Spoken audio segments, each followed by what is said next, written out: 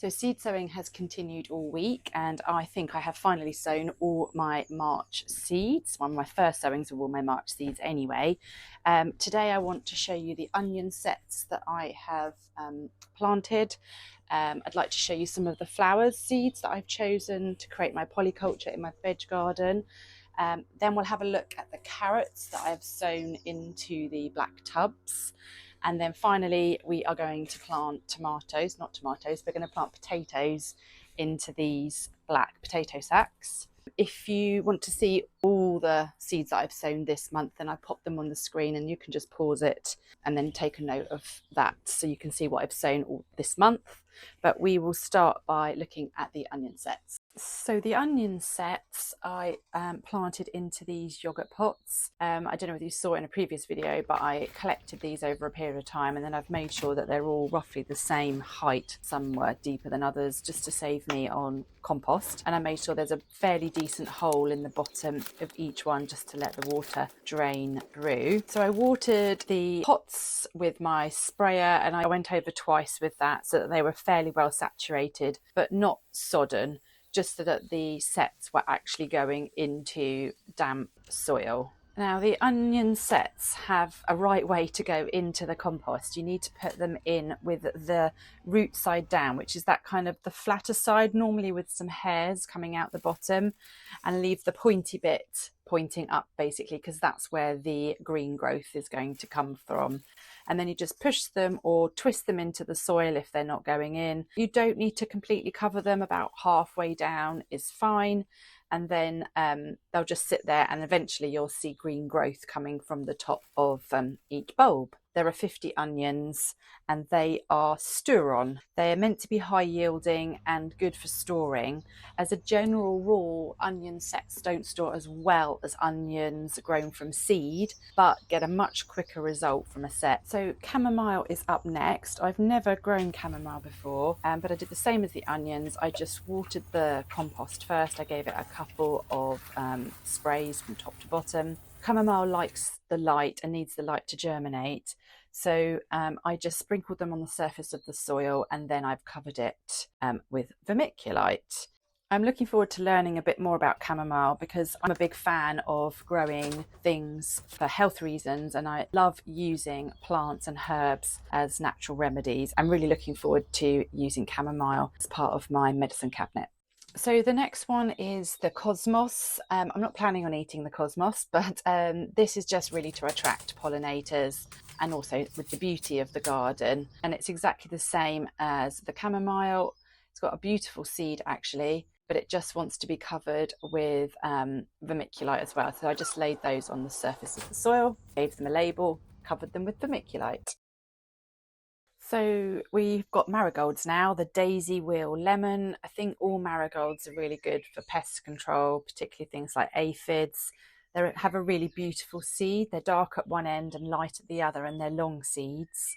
So all you need to do is, like I've done with the others, I just watered the surface of the soil, and then I've laid the seed out over the top. There's quite a lot of seeds in that packet actually. Hopefully you can see that I've laid them out as evenly as I possibly could. And then finally, I just gave them a label, and then again sprinkled them with a light coating of vermiculite. They need the light to germinate, and vermiculite is pretty good at letting some of the light through. So yeah, they are done. So next up are nasturtiums. Now, I believe they are an edible flower. I've seen them in salads and things, but I've never used them myself. The same thing as with all the others. I filled the pots, I watered the compost, and then I just made little holes in each pot to pop in one of the nasturtium seeds. They're kind of like their little small, like almost like pea-sized seeds actually. The main reason I'm growing them is as a companion plant. So not only do they deter pests, particularly the cucumber beetle, I might put some next to my cucumbers, but they do also attract beneficial insects. So I'm looking forward to having those, and they're beautiful. I'm going to sow the carrot nonce into these 3 tubs. I've got 2 here and 1 here. They've grown in these before, they've done really well. The nonce are slightly shorter than the autumn king, and they don't have any manure in here, and that's what I'm concerned about with the veg beds in the front garden, that they've got manure and these don't, and apparently carrots don't love manure. So I figured if I could get the nonce in here, at least I'd get one crop that would be safe, and then I can experiment in the front garden with the autumn king in the beds that have got manure in them and see how they do. They did have a bit of trouble with drainage last year. The drainage holes which are in these legs here, I think they must have filled up with soil. So I drilled these holes along the edges just to clear them out and make sure that we don't have the same issue again. We obviously have had an awful lot of rain here recently. So yeah, they were pretty flooded, but that's all fixed now. So I'm just going to clear out any debris and any old carrots and top it up with fresh compost and get them in.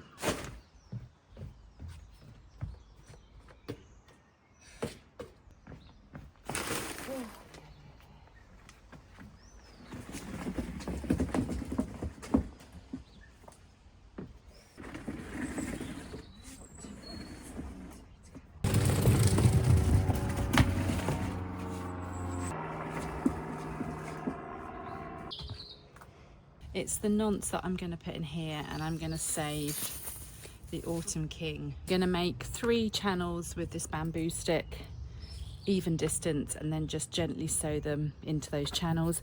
I don't know that I've necessarily got enough seed to do 3 rows of 3, so we'll see.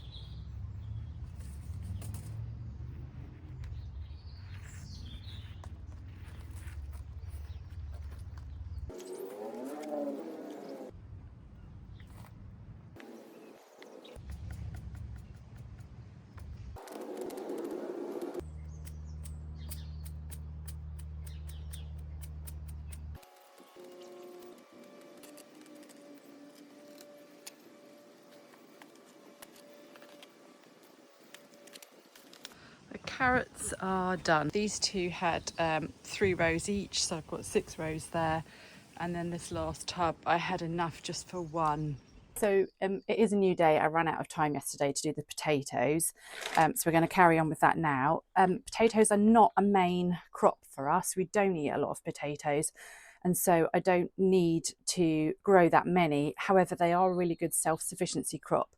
And I would like to get better at growing them. I think I've only grown them twice before, once 0 success, and the other time I believe I grew them in plastic bags. I can't remember, but I did get a harvest from those. They were first earlies, and I think these are second earlies. Anyway, as they're not a main crop for me, I don't want to spend a load of money on them. And so when you grow potatoes, they need hilling or covering as the leafy growth increases. And I don't really want to spend money on my compost covering them up. So make do with what you've got. I am going to, I'm making this up as I go along, I'm going to use some of the leftover bulk compost that I had for my veg beds in the front garden. It is quite sandy, but it's not fluffy, and it does really hold the moisture. So I don't think it's ideal for potatoes.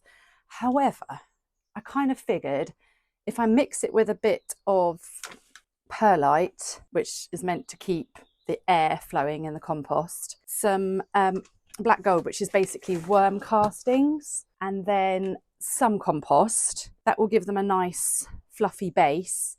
And then I saw on a YouTube channel, More Than Farmers, that they mentioned they hill their potatoes. Theirs are in the ground, but they hill them with leaves. So I'm guessing maybe I could hill them with squelch, which is this stuff, which is basically just straw. It's a mulch, but it's quite a bit cheaper than compost. So basically this is an experiment, and we will see what happens. Okay, so I'm going to put all the perlite, worm castings and the compost into the bags, and then I'll show you what I've done. But also just to say, the potatoes produce the roots, essentially. They call them eyes. And you can, for example, this one, I could cut this potato in half. So then that would increase my harvest, because I'd end up with 2 seed potatoes out of this 1 seed potato. So I've had a look at them all. Some don't have any on the opposite end, or don't have a good place for me to cut them. So like this one's just going to go in whole. This one's quite small, so I'm just going to put him in whole. But this guy I'm going to cut, and I might try and cut this guy across the angle because that will give me 2 more. So potentially 2, 4, 6, 7, maybe 9, 10, so 11 seed potatoes, and the packet came with 8. So I've slightly increased my number, yeah, by cutting them in half. Anyway, let me get the bags sort of filled to a certain point and then I'll come back. Okay, so I'm not happy. My microphone was not on or died while I was recording this, so I'm really sorry. Basically what I was saying was that the compost, the bulk biocompost, was very wet, very heavy, and so I added a good few handfuls of the perlite, which definitely started to help fluff it up a bit. Then I added, I think it was 4 handfuls of the multi-purpose Melcourt compost, and that again continued to fluff it up and dry it out a little. And then I finally added 2, I think it was 2 large handfuls of the worm castings. Okay, after the audio disaster, we can now fill the bags. So I've just folded them down a bit so that we can see what's going on, and then as they grow I will obviously roll them up. So I think I'm going to end up with 2 bags with 3 seed potatoes in and 1 bag with 4 seed potatoes in. I'm going to lay a layer of this over the bottom and then cover them up. Basically I'm going to give them about 10 centimeters of soil on top, so I'll just get going with that.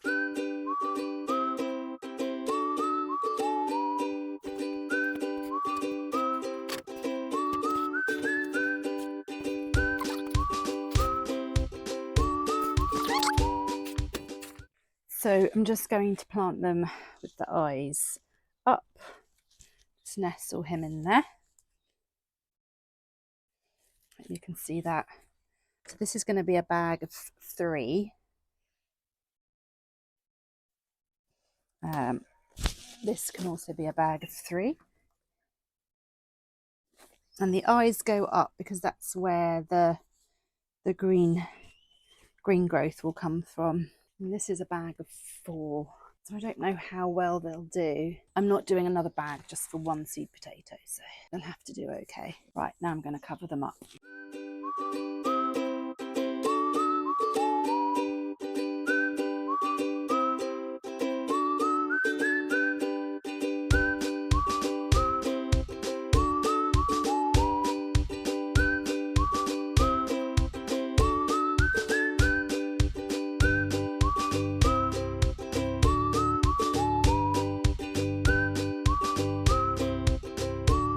Done. So yeah, I think I will give them a little bit of a water with the watering can just to moisten the top. But like I said, the soil that I mixed up is pretty wet, so I don't want to over soak them. And then I'm going to move these so that they're by the veg beds in the front garden. What do I do?